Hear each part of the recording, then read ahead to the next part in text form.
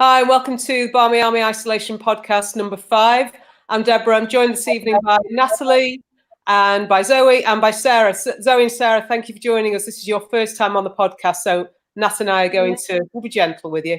Tonight we're going to be talking about the Tottenham games, both 2 this season and the 2 last season. First of all, let's check in. How are we all doing? Nat, we'll start with you. How's the last week or so been? Just same, isn't it? It's blurring into one now, but it looks like there's a bit of a light at the end of the tunnel. So hopefully we'll be out of this soon, back at it. The eternal optimist, aren't you, Nat? Zoe, how are you doing? Yeah, I'm good, thank you. I think we're all doing well, and I think we'll be back at it soon, like Nat says, and hopefully see some football as well. Yeah, definitely. Sarah, how's it going at the moment for you? Yeah, good. I'm using the time to get fitter. Using it productively. How's that going? Yeah. You could join Nat. I think Nat's threatening to do the 10K, actually. Oh, yeah. That would have been in May, but has now been put back. Nat, maybe you got somebody else to join you for the 10K. Yeah, come on, Sarah, me and you. I'm doing my running too. Yeah. There we go. So, yeah, thanks for joining us. And also thank you to anybody who's watching us online. Anthony, Mark, David, so far, thanks for saying hi. Let's start thinking about, then, the 4 games against Spurs. Thankfully, 4 games we can say we're unbeaten in. And 4 games where I would also say we were pretty comprehensive winners. I was ahead of this looking back on last season's games. And ironically, we actually scored more last year. But the first game against Spurs last year, at home, at LSV, won 4-1. Okay? At the time we went into that game, they were top of the table. Both of us were unbeaten. Big game, but not a great contest. Sarah, you were there, weren't you? What do you remember about that game? Well, really, pretty much like a lot of our games, really, last season. We were comfortable throughout the game. I didn't feel, that we were pushed at all in it, and I felt confident throughout the game. Yeah, it was an easy victory, as so many were last season. First time we conceded a goal, though. Nat, what do you remember about that game, if anything, really? It feels so long ago, back in November of 18. You conceding a goal, I think we were. I was a bit nervous going into it because obviously they were top, and everyone was raving about Spurs, and I thought there was going to be a proper, real competition that we get in the league because they were keeping up pace with us. They were setting the pace, if anything, and the fact that it was just so comfortable, just like every other game. For me, I thought, we've won this league, and I know they stayed top for a while, but it cemented it for me watching that game. Obviously, conceding was annoying. It's not something you want to see, but 4 goals, it was just conclusive like other games. Zoe, am I right in thinking you weren't at that game? Have you seen highlights since? So I have, yeah. Okay, so having seen highlights, obviously they're always very selective. What was your impression of that match, if you can remember? Well, I watched all the highlights of all 4 games together today, actually, before we went live, and it's quite interesting doing that because obviously I was at both games this year, and throughout all 4 there's standout players in our team, like Jess Sigsworth performs well against Spurs, Leah Galton, and it's that pressure that we were keeping on them all the time, through all four games, really. I think that goal that we conceded, it felt like it was obviously against the run of play, and when I see that, it feels a bit sloppy. So those are just the tiny few things that if we could clean those things up, then we could go on to have the same performances against the likes of Chelsea in this league. But that sloppiness at times, I think we're still guilty of it. I think that still crept into our games. But as we've said so often, when we were scoring 4 and 5, as we did against Spurs last year, to have that odd sloppy moment doesn't cost us in the same way it might do this year against other teams, against slightly better teams, dare we say. Anybody stand out for you in that game, Zoe? I know you say you just watched the highlights, so you probably got the freshest images. Anybody stand out for you from our side? I know you mentioned a couple of players. Yeah, I think Jess Sigsworth stands out for me. And like I said, across all 4, it's just that, she's getting into those spaces and creating those opportunities. And as I mentioned, Leah with a crossing.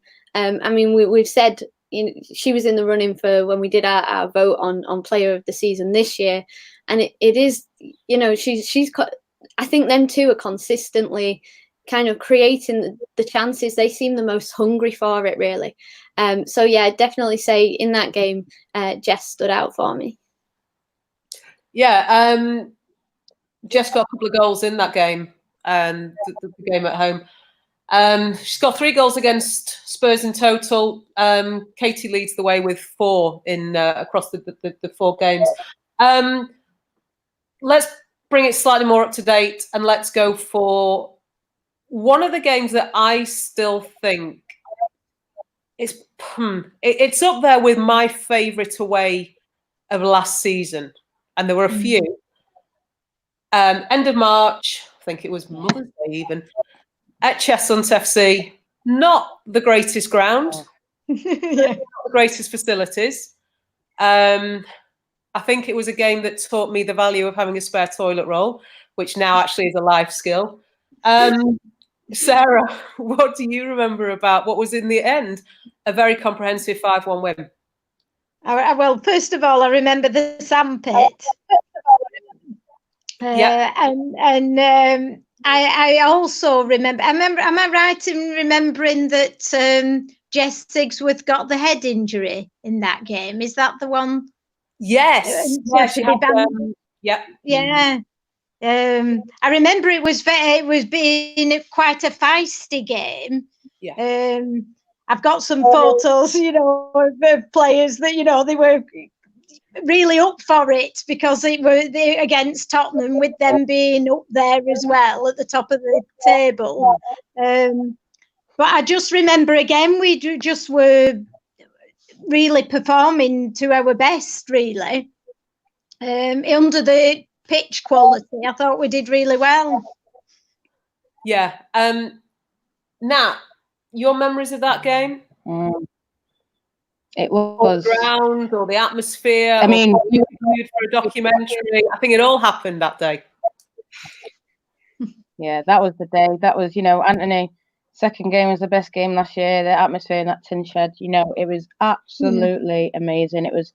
We won the league. We won the league, and we were already top, but that just cemented it. 5 goals. Yes, they scored that one, that getting back, but the way we came out, Leah, that header, just everyone was on it. And Jess, when she went down, we were all like, "What is going on? Is she all right?" And she just came back, scored.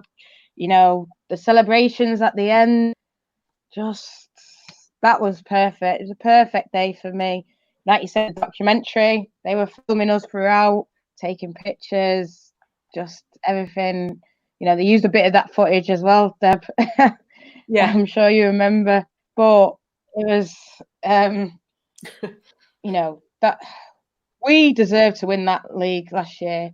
And we had little slip-ups. We had slip-up against Reading.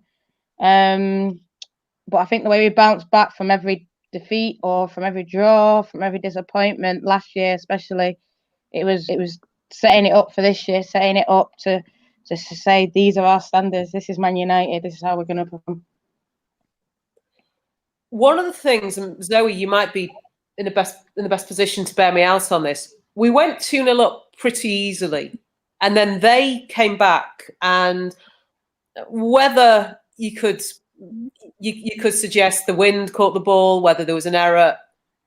We conceded. And I actually seem to remember we were quite shaky after we conceded, and we were hanging on till the half. We were desperate for that half-time whistle.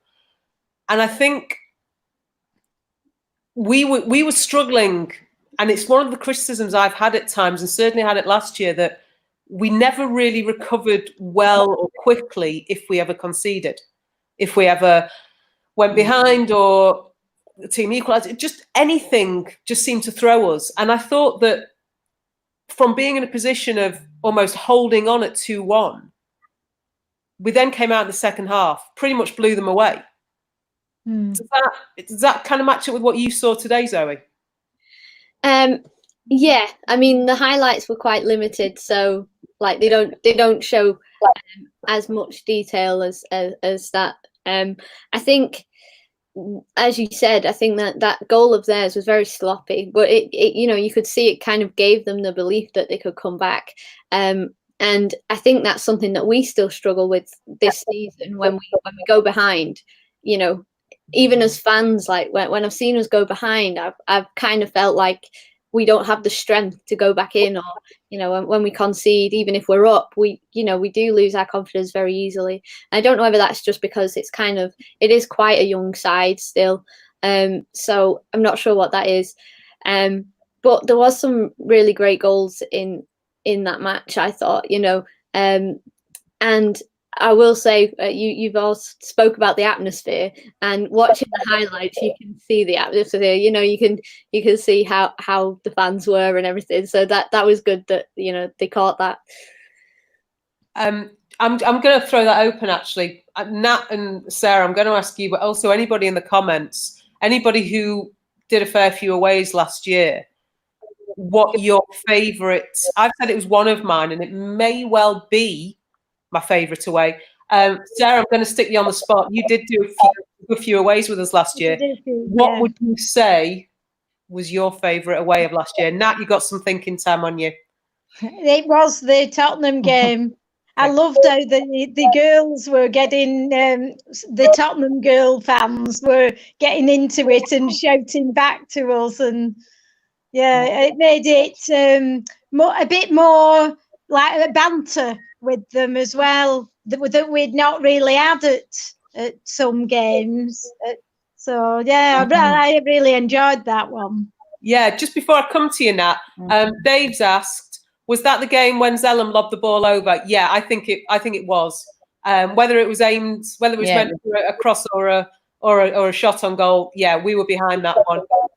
Also, you've mentioned, Sarah, the girls who were supporting Tottenham.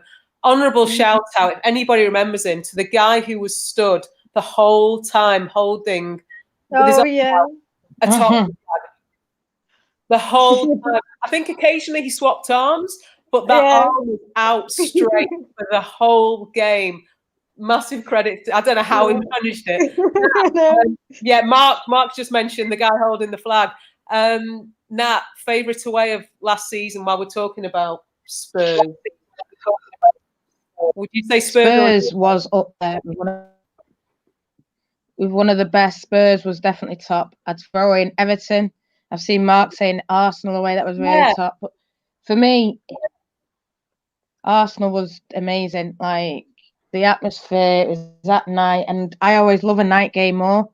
So I probably have to say Everton. But also a shout out, I know a lot of people didn't go, but Palace, they were like what Sarah was saying, that was dead early on, but they were getting it back and forth, and that's what you want to see. You want to see that banter. You want to see when Man United, we turn up with 2 buses full. I don't want to be singing on my own. You want to hear a bit of something back, and those little bit gave it. But when we started growing like Charlotte, we just watched that back. The club showed highlights, and just everyone was sharing the pictures of that day. But it was just United fans. I mean, I'm sure there were a few Charlton fans. You could hear them when they scored.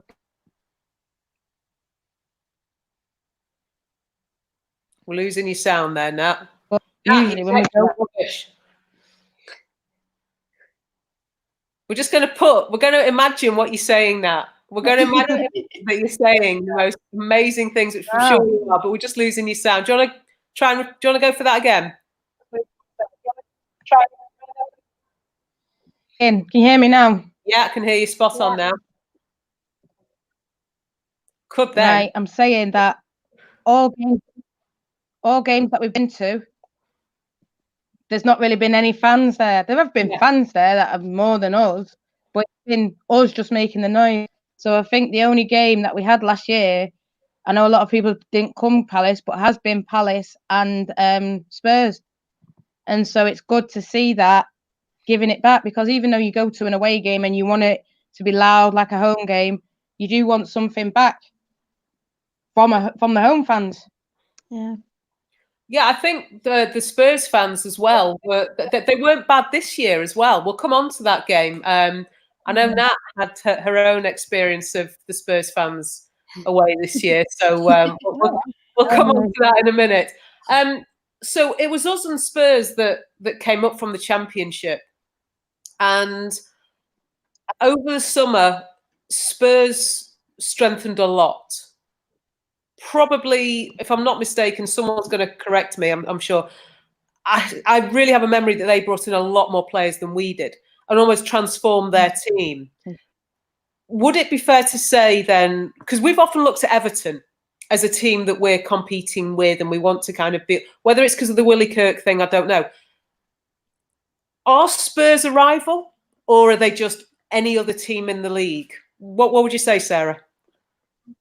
I think really they are a rival with them coming up with us, but also for me, I know I'm going on to this season, but both matches in the first half, they've not played badly. So yeah, I would have them up there as a rival, but like you say, Everton are more probably one step further than them, really. Zoe, what's your thinking in terms of Tottenham being a rival or just another team? Because as the league stands now, and obviously we don't know what's going on, they're 3 points behind us, having played a game more. So are we close, or are we a level above them? I think Zoe's frozen. We're having we're having IT issues tonight. Nat, come on, tell me, what's your view on Spurs? We're a level above him, I think. And I think, yeah, we've, 3 points behind makes it sound like they're quite close, but I think that's through our fault rather than them. I do think there are rivals in that we've played them a lot. That's why we're having this conversation. They did a big recruitment over the summer. Point on there. When we played them the first time, the away game, I was quite not nervous, but we had lost a few games, so going into it, you think, right, we've beaten Liverpool now. Spurs, we always beat them. We've put about 9 past them, so it should be easy again, But it was less goals, but this time I think it was more like conclusive. They didn't concede, and I think they've been tougher games, but we've still had that. Even when we've not been at our best, we still should just put them away, kind of thing. I know it sounds horrible, but no. This is what Zoe, and I think we lost you for a moment there. I'll come back to you in a minute, but Fiona, as ever, thank you for giving me the stats. They released 11 players. So they effectively released an entire first team and brought in at least 7. So brought in maybe the same number, but seemed to release a lot. Zoe, we were talking about whether Spurs are a rival or just any other team. What would you make of that? I think we keep losing Zoe. She's frozen. She's frozen. Somebody gave me the absolute fear the other day. What would happen if the internet went down during isolation? Zoe, you're back. We got you. Quickly. Rival, just another team. Go. Yes, I think they are. I see them as a rival, and like Sarah said, the last game when they played at Lee, they should have been like 2-0 up before we even scored. I think all our goals came in the second half. And I remember I've just watched it on the highlights as well, but there was 2 fantastic saves that Mary made. And they were 1-on-1 with the keeper, and really they should have been ahead, and it would have been a completely different result, of course, and we probably would have lost if that had have happened. But yeah, it does feel like in some ways we're still on the same level as them, and because of our history with them from last season, I'd say that they're a close rival along with the likes of Everton. Okay. Let's Nat, go for it. I want to add one little thing into what Zoe was just saying. Go for it. Is it saying there's 2 the Mary saves, right? But Nat, repeat yourself. Can you hear me? You said something about 2 Mary saves. Oh. Yeah, it's the same when we play Chelsea and Arsenal and all this. It's like we can't. It's difficult, That against us. You understand? We'd understand you better if we could hear every single word, Nat. But we get the point. We get the gist of it. Let's come more up. Mentality. Yeah, it's in here, isn't it? It's a mentality thing. Do Tottenham believe they can beat us? That's it. Do they? Yeah. No. Do you think they do believe it? Because as I'm asking that question, I'm thinking, I don't think they do. No. They don't. Well, and then am I right in thinking the same player scored an own goal last year and this year for them? Officially, there was no own goal awarded against them last year, but right. the scorers officially were all United players last year. Right. Okay. I wonder if it probably is. There is that mentality that we'll beat them because we've beat them, with good amount of goals, haven't we? So it will creep in inevitably. It's now an aggregate score over the 2 seasons of 15 goals to 2. Zoe, do you think they believe they can really beat us? No, I don't think they do. I think, as I said, when they got that goal back, I think they did have a belief of, we're only 2-1 down and we could go on to take this. But I think that's the only that's the only time that they've shown any kind of sort of belief against us, I think. And yeah, as I said, this season with, when it was 0-0, they had a lot of chances. But I think, missing those chances, because really they should have been putting them past Mary, because they were, like I said, one of them was definitely 1-on-1. And I think, not, capitalizing on those chances, that will have also affected them, as well as like the past score lines as well. So I do think, they come to face us, and I think they're worried, Yeah. Nat, anything you want to add about whether Tottenham have got the head before we move on to this season? They know that we're going to beat them. Our girls know we're going to beat them. That's the way I think it is. It's the same with Everton. Okay. So let's come up to date. Let's look at this season.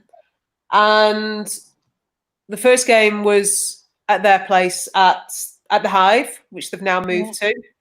In my opinion, the most comprehensive 3-0 win you'll ever see. And what I remember most about this, never mind any incident on the pitch, was their manager, Karen Hill, saying she didn't believe the scoreline reflected the game. He thought it was generous for us. Personally, I thought 3-0 was incredibly generous to them. I thought we were all over them. We should have won by a lot more. Sarah, memories of the game? Sarah's done the freezing thing. Zoe? Well, that was actually my first away trip with you guys, so I have lots of memories of that game. Both the atmosphere of the Barmy Army, and also, I think you're right. I think we were all over them, and I think before that we'd had a few losses, like against City, Arsenal, and they came out and they just they seemed to believe more than they had all season. That they could beat Spurs and beat them comfortably as well. And there was a few standout performances for me, like with Leah Galton again. I mentioned her earlier. I think she was just creating chance after chance, and I would have liked her to get on the score sheet as well. And also, I mean, that was the first time where I thought that they were unfair to Lauren James as well, because she got sent off. She also won Player of the Match, but I didn't think that she deserved 2 yellow cards. I didn't think the second challenge was a yellow card, but I don't know, maybe I'm biased. I know somebody that will definitely agree with you. Sarah, thank you for coming. I know you're back with us. I'm going to give you a minute. I'm just going to go to Nat. Nat, I know you're going to agree completely with Zoe with regards to LJ sending off. What do you remember about that game? Go for it.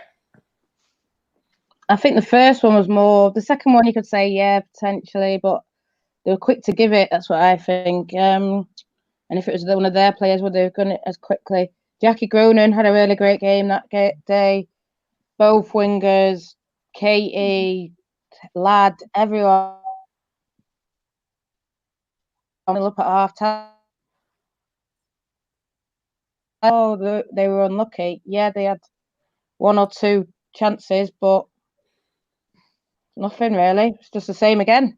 We went in there, same again. Was that an example, though, of us not scoring the goals that we should have been scoring? Because I think 3-0 didn't reflect how well we played. I still think that was definitely our best away performance, I'd say, of the season, possibly our best performance of the season. Not clinical enough. Was it rearing its head then? But at 3-0, we can almost ignore it. Nat, would you say? Definitely. Sarah, Definitely. Sorry, go on, Nat. You finish off. I think this is something that's probably haunted us the whole, 2 years kind of thing, not being clinical, not finishing your chances. Last year, it was easier. You could score freer and, if you missed a chance, you get 2 or 3 more. Whereas this year, if you miss a chance, you might only get 1 or 2 more, But it's just about being more creative, believing in themselves, knowing that they are good enough. There's no pressure from anyone. But we all want to win. And I think when we go into games like Spurs, potentially Everton, we know that we've got that mentality now where, well, we beat these, let's go again. So we always know potentially we're going to win, whether that's good or bad. Probably it was a bit bad at the start of the one at home, but then again, we put it away. So, it's something that they're obviously working on all the time. Yeah. Sarah, you're back with us. Your memories, your thoughts on the win at the Hive? I like you say, it was a great match. The atmosphere was brilliant. What stuck out for me was how well the 3 midfield players played well. I just thought, this is brilliant. Gronin and Katie and Ladd, they seemed to click, and I just thought, this is going to, continue. And for me, it hasn't really. So it's a bit strange, seeing that was early on in the season, and then it seemed to have gone downhill a bit. I don't like to say that, but I think we were playing some of the best football we've played this season at that point. We were having a good run of results, and I think there were some players that were just playing they looked like they had a lot of freedom. Yeah. Definitely one of the more straightforward games. Any thoughts on Lauren's sending off though, Sarah? Because obviously Nat's going to defend her to the hilt, but I agree. Probably the first one was a yellow, but I don't think the second one was at all. So I don't think she should have been sent off now. And we're not biased at all. Nat, very quick point before we move away from the Hive. You had a nice little moment with the Spurs fans, didn't you? Coming back after half time. This is why I say it. This is why I say I love. Nat's saying she loves it. I love banter, and some people at Tottenham are saying, "Oh, this is not right," but this is football, and I don't understand when you can stand there and boo when Lauren James is getting sent off, but then cry when we're singing 3-0 in your cup final after Jane scores a third. We always beat Tottenham. It's a little bit of fun. We love it. And as I was walking back to my seat after half time, because I'd seen Charlie on the other side, they just all stood up, and I've never seen anything like it, that you could rattle a fan base so much. And I stood in front of them, kissed the badge, arms out. Oh, it was fantastic. I loved it. I'd do it again. I have to say, watching it from a distance, we didn't quite know. Sarah's dropped out for a moment. Hopefully she'll come back to us. It was a strange thing to watch, wondering how they were going to attack you verbally and how you were going to react. But I think you did the best thing possible, and you kissed the badge. It said everything. Let's come most recently then. I think Sarah's coming back in, so let's add her back in. There we go, Sarah. You're back with us. I've moved to near the router now, so hopefully. So if Zoe freezes and that sound goes, it's just you and me from now on, okay? You're set. Okay. January this year, Spurs at home, again another 3-0 win. Sarah, what do you remember about that? The fog. And I found it very difficult to see a lot so I did watch the highlights again because it didn't stick in my mind, because a lot of it you couldn't see. I can remember Tooney got sent off. That stuck in my mind. I remember really first half, it was a bit to and fro. We should have been ahead, I felt, but second half, obviously we seemed to step up, and am I right? Katie Zellum scored a free kick. First of all, she got a penalty for something that very, very few people actually score. And then I saw it. You saw it, of course you did. And then she scored the third, I think, from a free kick. Yeah. That's it. Yeah. So it was a good result. Yeah, Zoe, having watched the highlights today, and you were at that game as well, yeah? I was, yeah. Okay. Did it bring memories back? Could you see anything clearer on the highlights? No, it was even worse on the highlights, I thought. I remember I had to watch one part again. I had to keep rewinding it on the highlights because I could see the players, but I couldn't see where the actual ball was. I mean, I saw the penalty and I shouted for it, but everyone around me said that was not a penalty. But I thought it was. That was the game where there was they had a few chances before we even had a chance, and they just didn't capitalise on them, and we punished them for it. I thought Mary Earps had a brilliant game. Again, I'm not biased wearing a Mary Earps shirt or anything, I thought she had a great game, keeping a clean sheet, and again, I seem to remember it felt like the longest game I'd ever been at. And I think it was because of the fog, and it was kind of touch and go at one point whether they were going to carry on or not, or whether they were going to call it. And it just half time especially felt like an age, because we were kind of thinking are we going to get to resume or not? So yeah, it was an interesting game for a number of reasons. If I'm not mistaken, it dropped during half time. The fog really descended, and I think there was a point when we were all thinking, this isn't going to carry on. There is no way. We couldn't really see, and we were asking Ian, who's our resident ref, what's the rules on this? Have they got to be able to see either goal from the centre circle? What's the rules on it? But yeah, it just felt like one of those games that we wanted to play and get out of the way, but we knew that there was a weather condition. Nat, what was your reading of all of that? I think it was so long without a game. We were just desperate for any games. I can't remember. I think like Liverpool had been put off and other games had been missed. I can't really remember. I just remember like this game is Lee and it needs to go ahead. It always goes ahead at Lee. But obviously coming into it with that fog, you were just like, oh my God. And I remember at half time, it was like we were booing the ref. And I don't know what, I think he made a few bad decisions, as they do, but we were booing him because we were like, yes, rubbish. You can't do this, you can't do that. I think Casey was waiting to have a go at him. He was either waiting for Casey to go in. It was a madness. We were booing him and he was just standing there, you know. Was that when she was staring him out? Yeah. Yeah. She just stood there and she was not moving. Yeah. She stared him out. Happy days. Happy days. What? That penalty, it was a penalty because I seen it at the time and the girl pulled back Hayley Ladd in the box. Penalty. Easy. Man United go 1-0. I can't really remember the second. Was it a corner?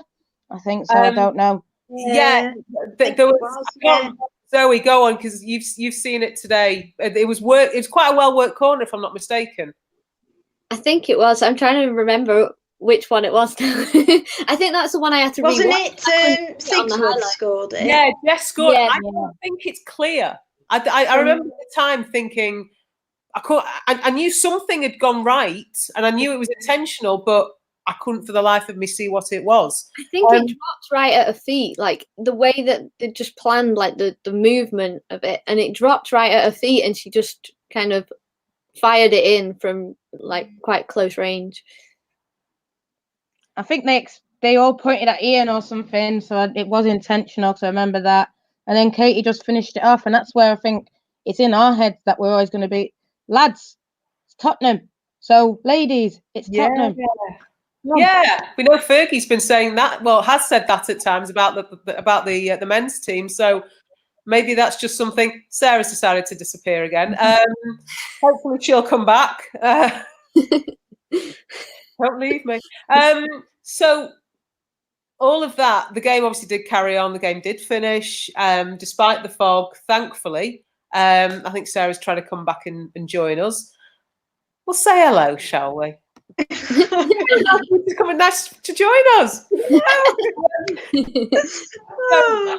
Those are the 4 games against Spurs. Scored 6 goals against them this year, none against, and in many ways, two deserved wins, I'd say. But interestingly, what do we put down? What do we put the sending offs down to? Because both games we've lost a player towards the very end. They're not physical games. They're not dirty games. They weren't tight necessarily. Certainly not when the players went off. Are they a team that we just feel we need to beat too much? Zoe, what do you make of this? I feel like that's one reason why I see it as like a big rivalry, almost like a derby match in some ways, because I do think that both teams kind of, it does get a bit physical between them. I'm not actually sure what happened with Tooney. I didn't see it, and everyone have asked. No one actually saw it. So the camera moves away, doesn't it? And I think we've all followed the ball away.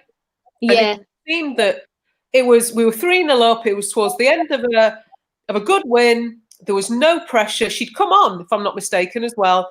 So she was just playing the game out. And then all we've seen at the ground is that she's then sent off. None of us know why. Apparently she'd kicked out. I think even still when you see the highlights, it's not clear. But it just felt a silly sending off. Fiona's suggesting, and I don't know, that Tooney kicked out after being taken out. Probably. Okay, so maybe that physical game, maybe it is. Maybe it's from them more than it's from us. Yeah.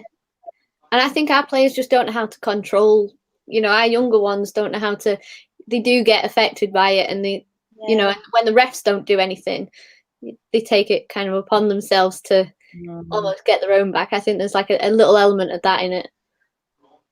Does this tap into the issues we've had with Durham? And also, to an extent, Reading. Reading at times, that if a physical element to an opponent's game, that we struggle with that. And is that something that's being identified and we can't handle it and we lose our heads? I don't think Spurs are physical. Like you say, it's not been tight games, and not been crunching tackles. It's been relatively simple games for us. I just think it's petulance. And whether it is a bit to do with, Zoe saying it's a bit of rivalry, whether it's our heads, listen, we always beat Tottenham, boom. And maybe, Tottenham are a bit sly, took her out, this and that. But I just think now I love to see a little crunching tackle. Don't get me wrong. A nice 50-50 is what you want to see, even if it's a 60-40, even if it's a 70-30. But just kicking out at someone, if you're going to do it right. You know what I mean? Leave one on her. Don't just kick you out like an idiot. That's what happens to get off, though. No, because if you leave one on, listen, if you leave one on, you can say it's a late tackle, you'll be all right. If you just kick out, it's petulance, it's stupid.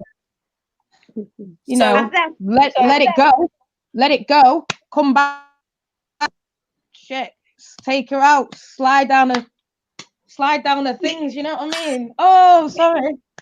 So, according to Natalie, as long as you leave one on her, it's absolutely fine other than kicking out.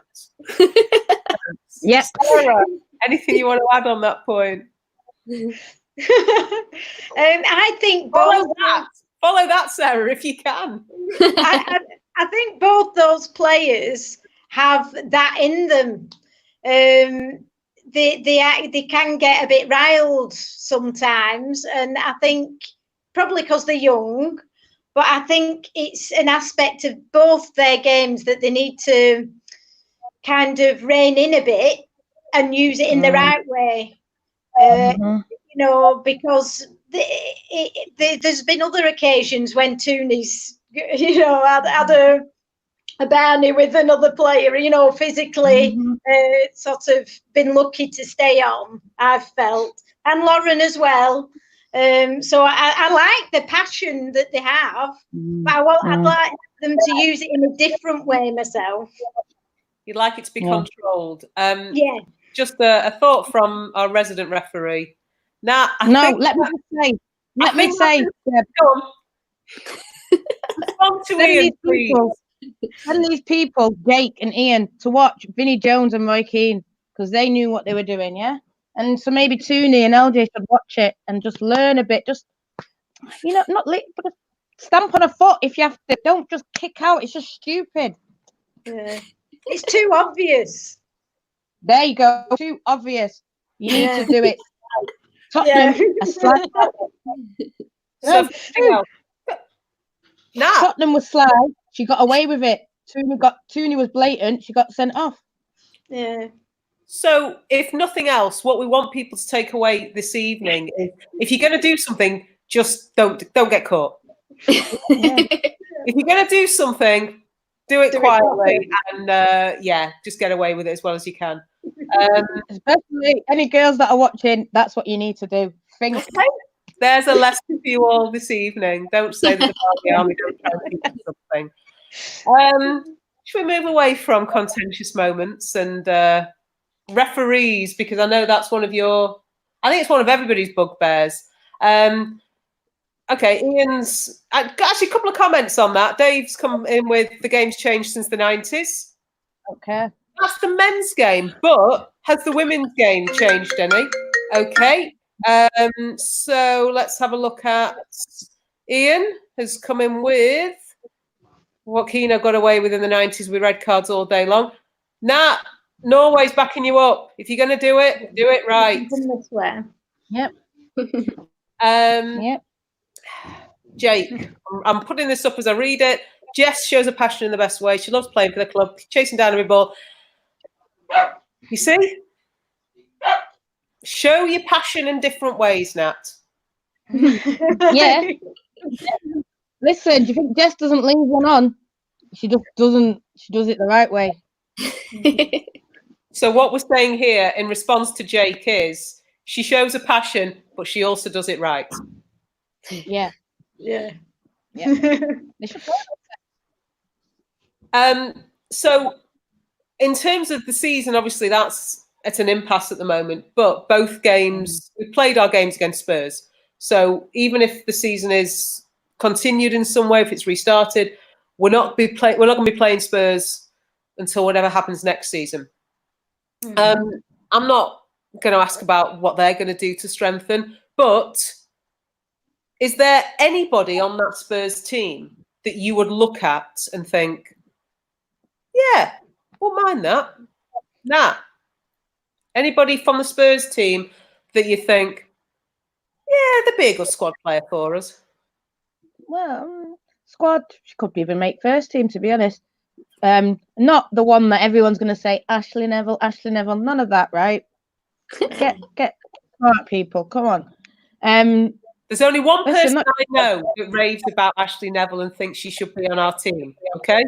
One person. Yeah, but Jake as well does. Jake's that too. Jake? Jake, yeah. Jake. Yeah.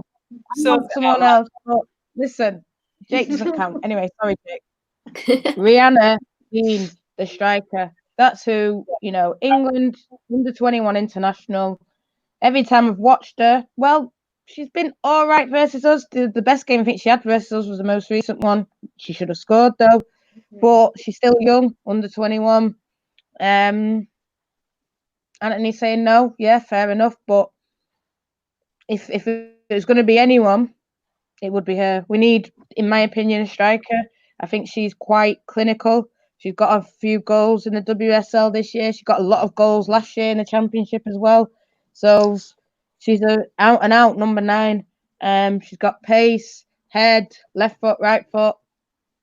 Listen, it's still more than what other people have got, Fiona. 4 goals in 14 games. Still more than what other strikers got. That's what you need to ask yourself. So I'm not saying that we should be shopping in Tottenham's market. You asked me.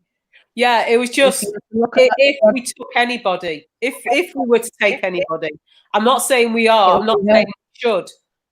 I have my own opinions, and clearly I disagree with Jake because Jake thinks we should be signing everybody. I thought Angela Addison's played all right against us, but I won't be having her in our team.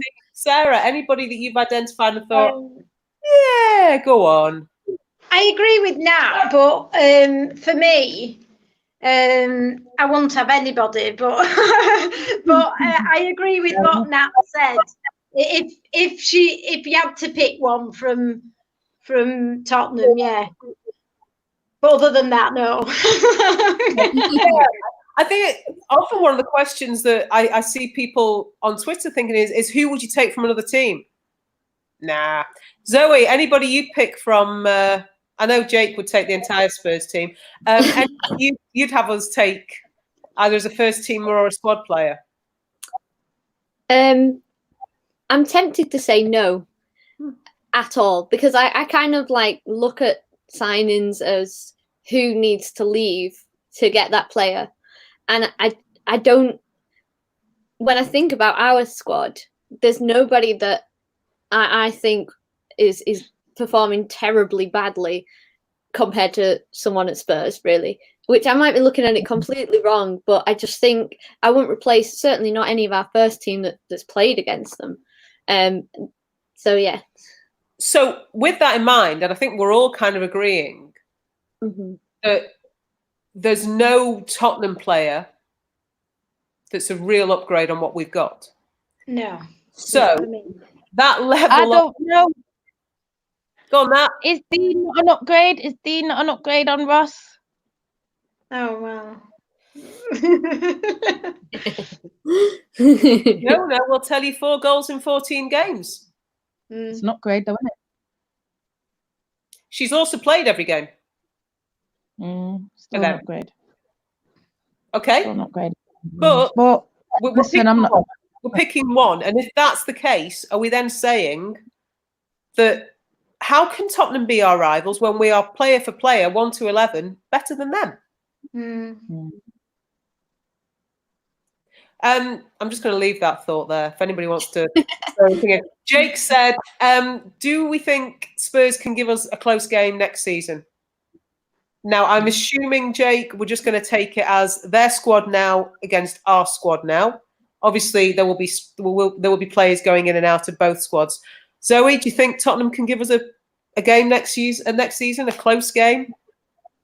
Yes, and I'm going to say that because I think every time we've played them, I know they scored against us last season and they haven't this season, but I think that they are kind of, their chances are getting closer to us. You know, they're having, I mean, I don't know what the stats show, but I feel from watching the games that they're getting more possession, they're getting more opportunities. And, you know, we're just defending them well, or, you know, we're making the saves that are needed and we're capitalising on our opportunities more. But I do feel like it's coming closer and they're going to figure out how to play us, because I don't think we necessarily change it up enough when we play. So I feel like they're figuring us out now.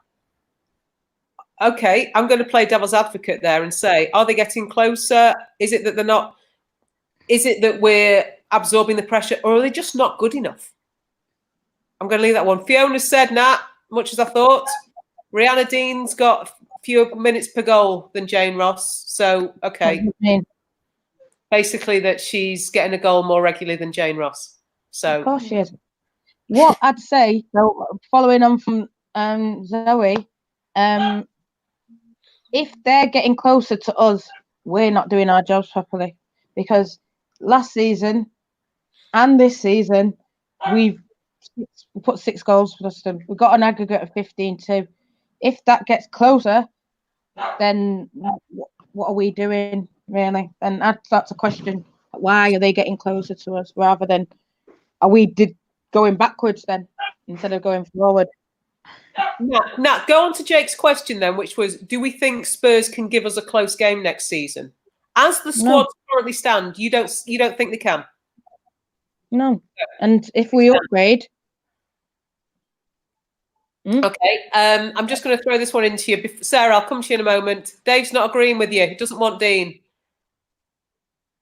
Okay, Nat? So you two can have an argument. Sarah, can Spurs give us a battle next year?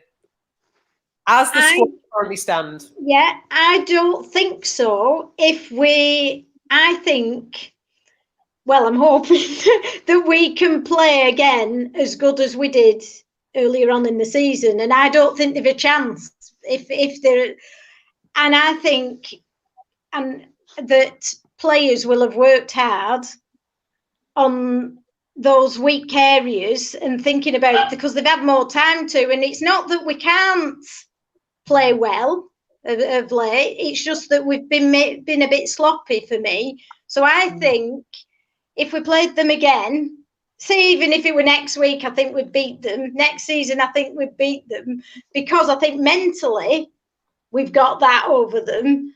But also, I think our squad's far better than their squad.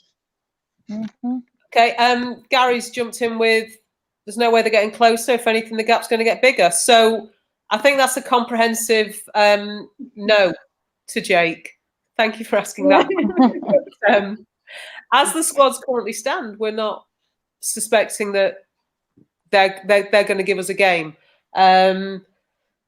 Certainly, like you're saying, that an aggregate of 15-2 suggests that whether we're in their heads or not, we've definitely got the advantage there.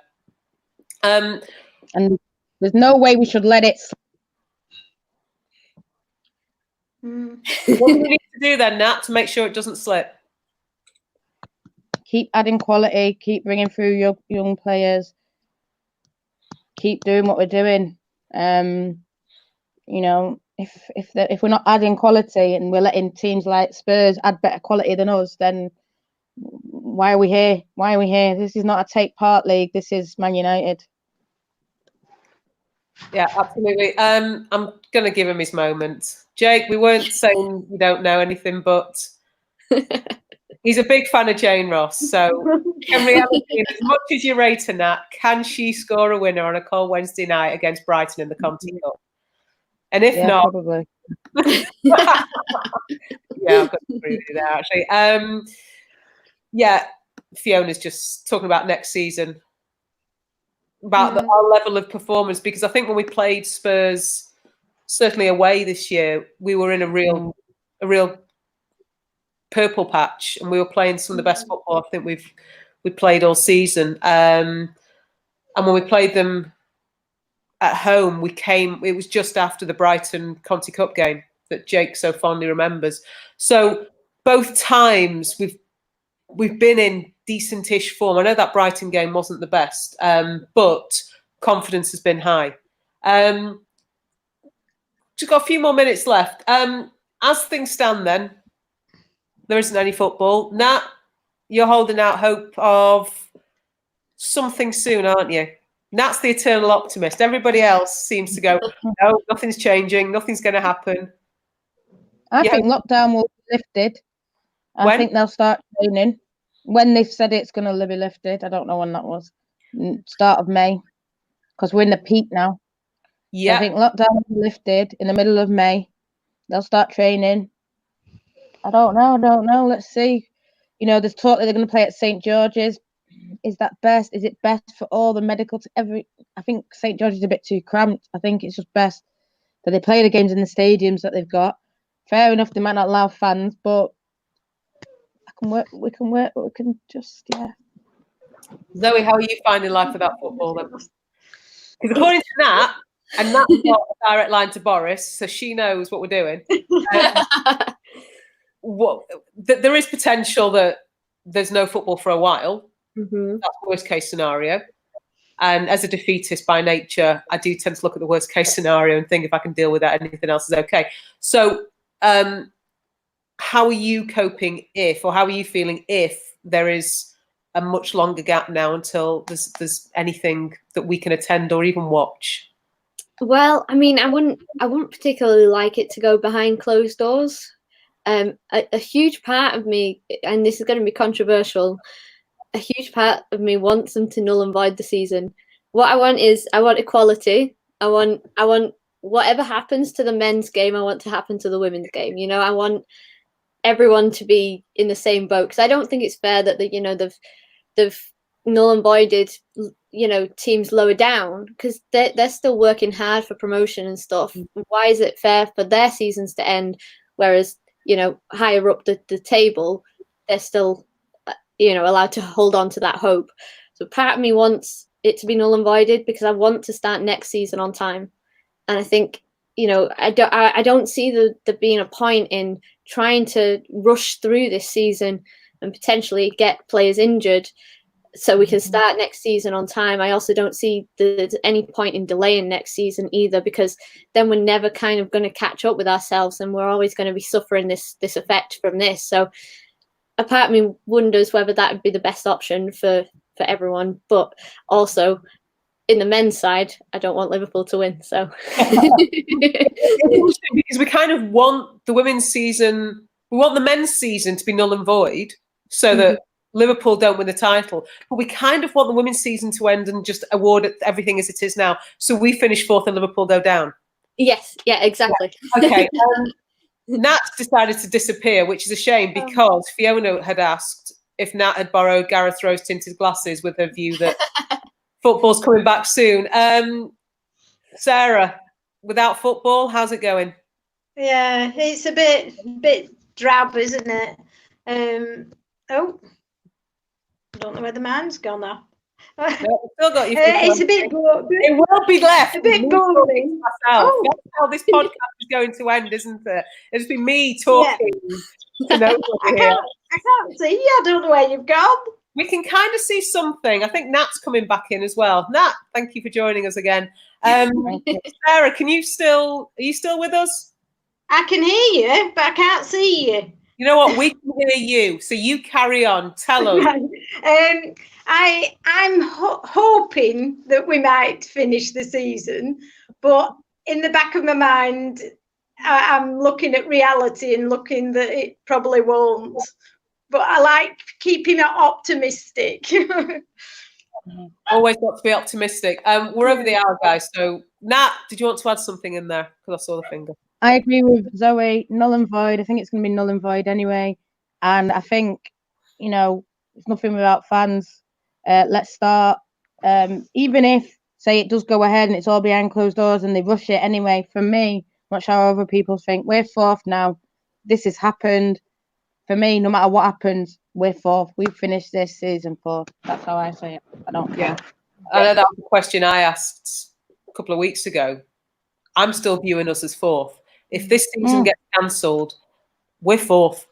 And it will always be first Super League season, fourth. Just a quick reminder, I know obviously we're all big football fans and we're all missing it hugely. In the absence of any football, then we are doing these podcasts every week, and we've also got the Sunday social.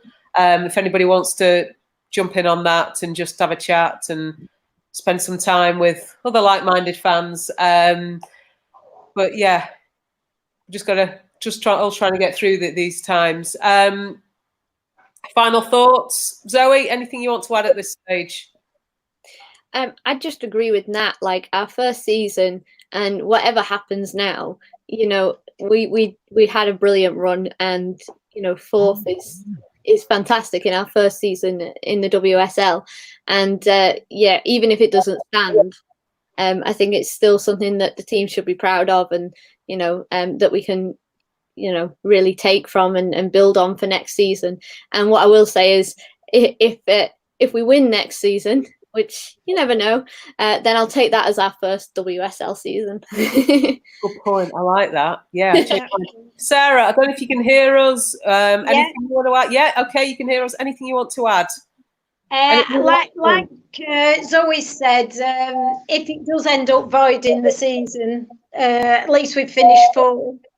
And I think it's only a stepping block now that we can build on and look to improve and finish further up the table. Definitely. Nat, anything? No, see you soon. No, you're good. So thank you very much, everybody, for joining us. Cheers. Yeah. Sorry about the technical issues we had this evening, but thank you, everybody, for sticking with us. And thank you to Sarah, to Zoe, to Natalie, of course. The Barmy Army are on Twitter if anybody wants to just drop us a DM. If you ever need some company, if you want to have a chat with somebody, we are all there for you. Somebody will pick up the message. But yeah, look after yourselves, stay safe. Thank you to those people who joined us this evening. If you enjoyed it this evening, don't forget to like, share, subscribe. I'm not sure who's going to be on next week. We don't know yet, but somebody will be with you all next week. And thanks very much, and we'll see you all then. Cheers, guys.